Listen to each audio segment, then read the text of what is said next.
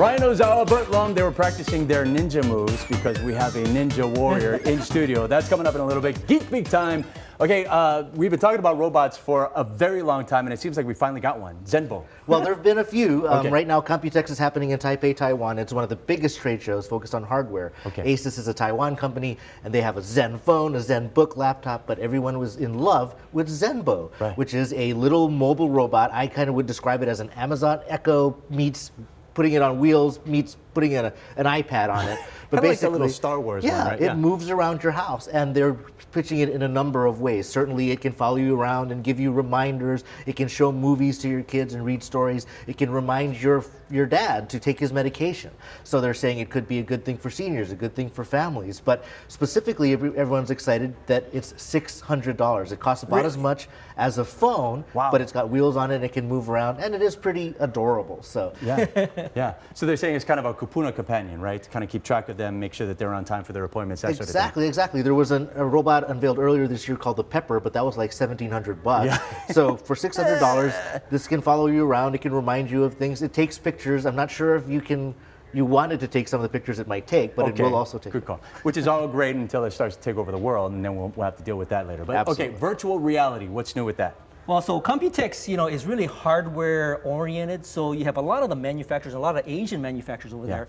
And of course, VR is a very big topic, this year. And everybody is coming out with their sort of new version of VR. Okay. The one that was featured, and this is a multi-day thing, so there's going to be others, but HTC Vive has a sort of a new thing that they're rolling out where you can actually participate or actually witness what the participant is going through when they're in the VR. Okay. So what happens is that they have this sort of green screen, and they can project what is happening, inside VR, and so you can have a little audience watching you in that sort of VR environment. Yeah. So it's not as awkward as just you acting out, your sort of virtual reality environment. You can have others watch you as you are in this environment through the green screen. So you're not the crazy kid in the corner of the room anymore, right? Yeah. Okay. You can have a whole family. Looks good doing VR, but you might as well share it. Yeah. Okay, Intel.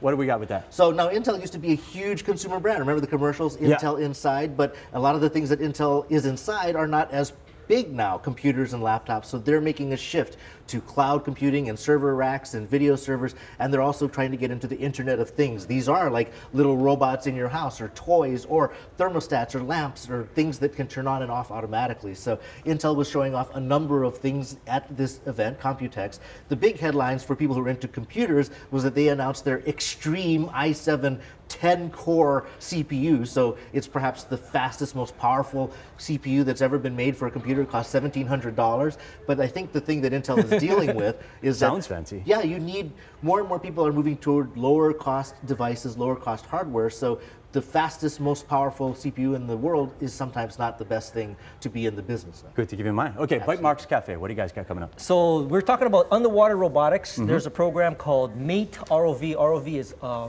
remote operated vehicle. These guys actually go underwater, and there's a whole set of, let's say, exercises that they have to do.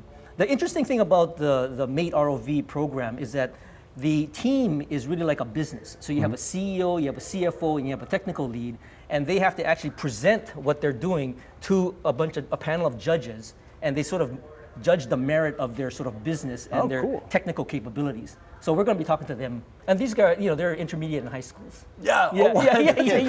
Wow. Okay, Bert and Ryan, check them out. That's tonight. Yeah, 89.3. There you go. HBR2. Awesome. 5 o'clock. Awesome. Okay, before we go to break, let's take a look at one of our morning hotspots after we see the dance. It's the